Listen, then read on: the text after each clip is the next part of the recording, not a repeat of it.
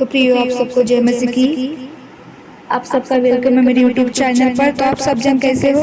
आशा करती हूँ कि आप जन स्वस्थ मस्त और अच्छे होंगे। तो आज हम देखेंगे पहले पत्रस में क्या लिखा है हम देखेंगे। तो पहला अध्याय से शुरू करते हैं। पत्रस की ओर से जो यीशु मसीह का प्रेरित है उन परदेशियों के नाम जो पिंतुस, गलातिया, कप्पदूकिया, आसिया और बितूनिया में तितर बितर होकर रहते थे और परमेश्वर के पिता के भविष्य ज्ञान के अनुसार आत्मा के पवित्र करने के द्वारा आज्ञा मानने और यीशु मसीह के लहू के छिड़के जाने के लिए चुने गए हैं। तुम्हें अनुग्रह और शांति बहुताई से मिलती रहे। एक जीवित आशा हमारे प्रभु यीशु मसीह के परमेश्वर और पिता का धन्यवाद हो, जिसने यीशु मसीह के मरे हुए में से जी उठने के द्वारा अपनी बड़ी दया से हमें जीवित आशा के लिए नया जन्म दिया, अर्थात एक अविनाशी और निर्मल और नजर मिरास के लिए जो तुम्हारे लिए स्वर्ग में रखी है, जिनकी रक्षा परमेश्वर की सामर्थ्य से विश्वास के द्वारा उस उद्धार के लिए जो आने वाले समय में प्रकट होने वाली है की जाती है। इस कारण तुम मगन होते हो। यद्यपि अवश्य है कि अभी कुछ दिन के लिए नाना प्रकार की परीक्षाओं के कारण दुख में हो, और यह इसलिए है कि तुम्हारा परखा हुआ विश्वास जो आग से ताए हुए नाशवान सोने से भी कई अधिक बहुमूल्य है, यीशु मसीह के प्रकट होने पर प्रशंसा और महिमा और आदर का कारण ठहरे। उससे तुम बिन देखे प्रेम रखते हो और अब तो तुम उस पर बिन देखे भी विश्वास करके ऐसे आनंदित और मगन होते हो जो वर्णन से बाहर और महिमा से भरा हुआ है, और अपने विश्वास का प्रतिफल अर्थात आत्माओं का उद्धार प्राप्त करते हो। इसी उद्धार के विषय में उन भविष्यवक्ताओं ने बहुत खोजबीन और जांच पड़ताल की, जिन्होंने उस अनुग्रह के विषय में जो तुम पर होने को था भविष्यवाणी की थी। उन्होंने इस बात की खोज की कि मसीह का आत्मा जो उसमें था और पहले ही से मसीह के दुखों की और उसके बाद होने वाली महिमा की गवाही देता था, वो कौन से और कैसे समय को और संकेत करता था। उन पर यह प्रकट किया गया है कि वे अपनी नई वरन तुम्हारी सेवा के लिए ये बातें कहा करते थे, जिनका समाचार अब तुम्हें उनके द्वारा मिला, जिन्होंने पवित्र आत्मा के द्वारा जो स्वर्ग से भेजा गया है तुम्हें सुसमाचार सुनाया, और इन बातों को स्वर्गदूत भी ध्यान से देखने की लालसा रखते हैं। पवित्र जीवन जीने की बुलाहट। इस कारण अपनी अपनी बुद्धि की कमर बांधकर और सचेत रहकर उस अनुग्रह की पूरी आशा रखो जो यीशु मसीह के प्रकट होने के समय तुम्हें मिलने वाली है। आज्ञाकारी बालकों के समान अपने अज्ञानता के समय की पुरानी अभिलाषाओं के संदेह न बनो, पर जैसा तुम्हारा बुलाने वाला पवित्र है वैसे ही तुम भी अपने सारे चाल चलन में पवित्र बनो, क्योंकि लिखा है पवित्र बनो क्योंकि मैं पवित्र हूँ। और जबकि तुम्हें पिता कर कर उससे प्रार्थना करते हो जो बिना पक्षपात हर के कामों के अनुसार न्याय करता है, तो अपने परदेसी होने के समय भय से बिताओ, क्योंकि तुम जानते हो कि तुम्हारा निकम्मा चाल चलन जो बाप दादाओं से चला आता है उससे तुम्हारा छुटकारा चांदी सोने से अर्थात नाशवान वस्तुओं के द्वारा नहीं हुआ, पर निर्दोष और निष्कलंक मेमने अर्थात मसीह के बहुमूल्य लहू के द्वारा हुआ। उसका ज्ञान तो जगत की उत्पत्ति के पहले ही से जाना गया था, पर अब इस अंतिम युग में तुम्हारे लिए प्रकट हुआ। उसके द्वारा तुम उस परमेश्वर पर विश्वास करते हो जिससे उस मरे हुए में से जिलाया और महिमा दी कि तुम्हारा विश्वास और आशा परमेश्वर पर हो। अंत जबकि तुमने भाईचारे की निष्कपट प्रति की निमित्त सत्य के मानने से अपने मनों को पवित्र किया है, तो तन मन लगाकर एक दूसरे से अधिक प्रेम रखो, क्योंकि तुमने नाशवान नहीं पर अविनाशी बीज से परमेश्वर के जीवते और सदा ठहरने वाले वचन के द्वारा नया जन्म पाया है। क्योंकि हर एक प्राणी घास के समान है और उसकी सारी शोभा घास के फूल के समान है। घास सूख जाती है और फूल झड़ जाता है, परंतु प्रभु का वचन युगानुयुग स्थिर रहता है। और यही सुसमाचार का वचन है जो तुम्हें सुनाया गया। दूसरे अध्याय में लिखा गया है, जीवित पत्थर और पवित्र प्रजा। इसलिए सब प्रकार का बैरभाव और छल और कपट और डाहा और निंदा को दूर करके नए जन्मे हुए बच्चों के समान निर्बल आत्मिक दूध की लालसा करो, ताकि उसके द्वारा उद्धार पाने के लिए बढ़ते जाओ, क्योंकि तुमने प्रभु की कृपा का स्वाद चख लिया है। उसके पास आकर जिसे मनुष्य ने न तो निकम्मा ठहराया परंतु परमेश्वर के निकट चुना हुआ और बहुमूल्य जीवित पत्थर है। तुम भी आप जीवते पत्थर के समान आत्मिक घर बनते जाते हो, जिसके याजकों को पवित्र समाज बनकर ऐसे आत्मिक बलिदान चढ़ाओ जो यीशु मसीह के द्वारा परमेश्वर को ग्राही है। इस कारण पवित्र शास्त्र में भी आया है, देखो मैं सिय्योन में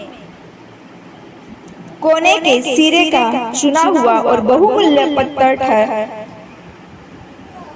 धरता हूँ, और जो कोई उस पर विश्वास करेगा वह किसी रीति से लज्जित नहीं होगा। अंत तुम्हारे लिए जो विश्वास करते हो वो तो बहुमूल्य है, पर जो विश्वास नहीं करते उनके लिए जिस पत्थर को राजमिस्त्रियों ने निकम्मा ठहराया वही कोने का सिरा हो गया और ठेस लगने का पत्थर और ठोकर खाने की चट्टान हो गया, क्योंकि वे तो वचन को न मानकर ठोकर खाते और इसी के लिए वे ठहराए भी गए हैं। पर तुम एक चुना हुआ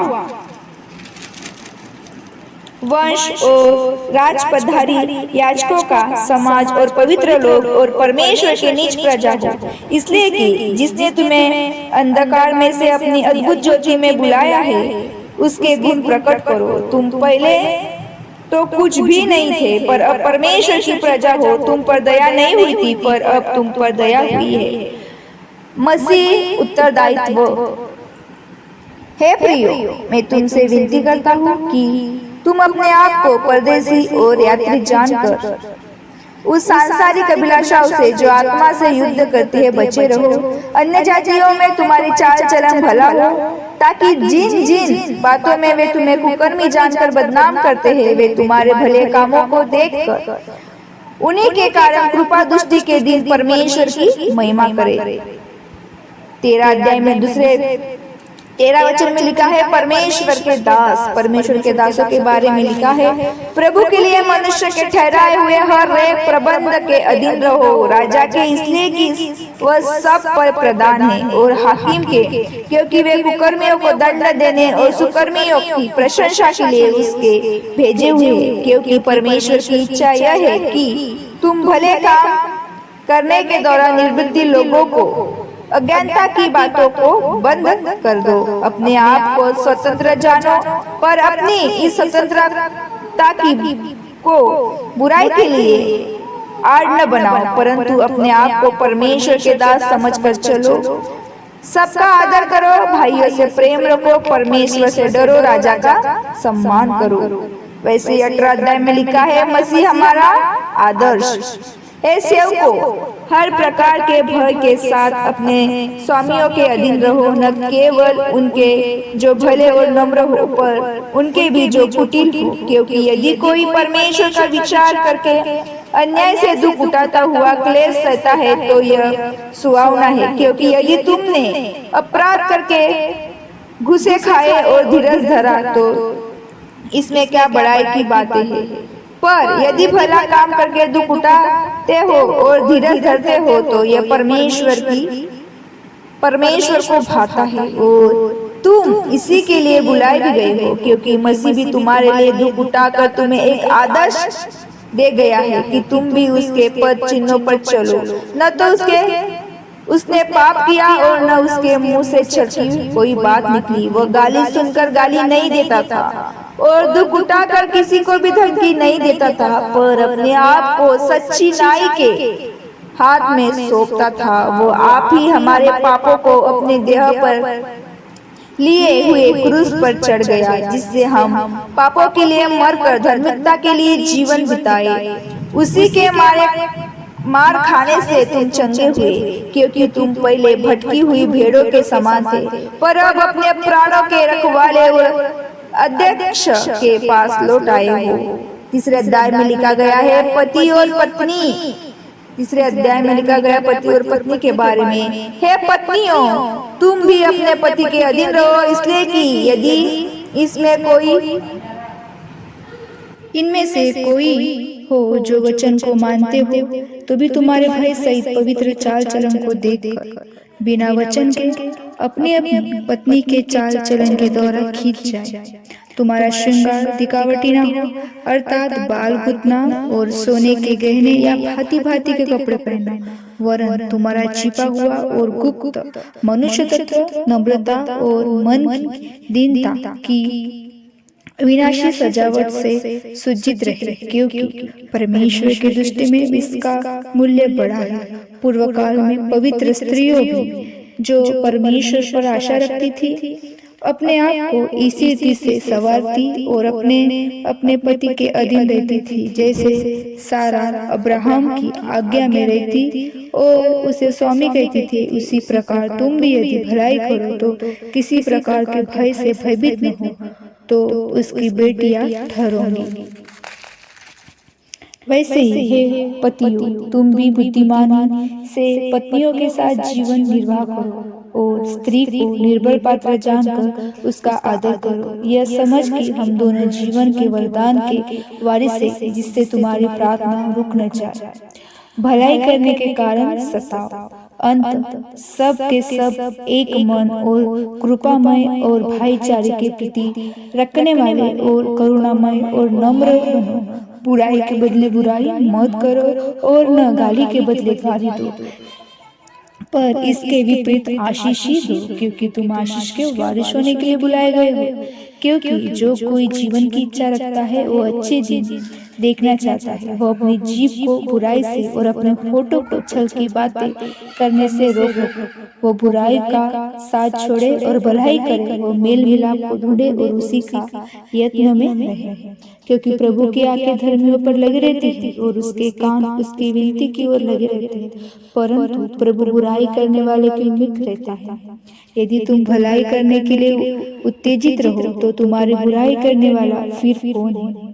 यदि तुम धर्म के कारण दुख भी उठाओ तो धन्य हो, पर लोगों के डराने से मत डरो और न घबराओ, पर मसीह को प्रभु जानकर अपने मन में पवित्र समझो। जो कोई तुमसे तुम्हारे आशा के विषय में कुछ पूछे, उसे उत्तर देने के लिए सर्वदा तैयार हो, पर नम्रता और भय के साथ, और विवेक भी शुद्ध रखो, इसलिए कि जिन बातों के विषय में तुम्हारी बदनामी होती है, उसके विषय में वे जो मसीह में तुम्हारे अच्छे चाल चलन का अपमान करते हैं लज्जित हो। क्योंकि यदि परमेश्वर की यही इच्छा हो कि तुम भलाई करने के कारण दुख उठाओ, तो यह बुराई करने के कारण दुख उठाने से उत्तम है। इसलिए कि मसीह ने भी अर्थात धर्मियों के लिए धर्मी ने पापों के कारण एक बार दुख उठाया, ताकि हमें परमेश्वर के पास पहुंचाए।